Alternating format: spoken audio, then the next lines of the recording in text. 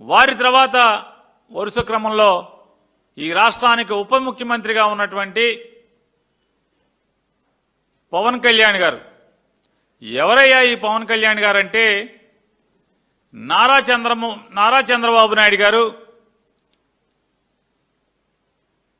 ఒక రిపోర్ట్లో ఉన్నటువంటి అంశాల్ని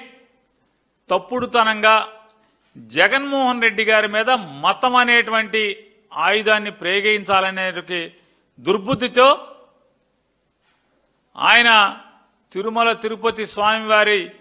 నైవేద్యం తయారు చేసేటువంటి లడ్డూలు తయారు చేసేటువంటి నెయ్యిలో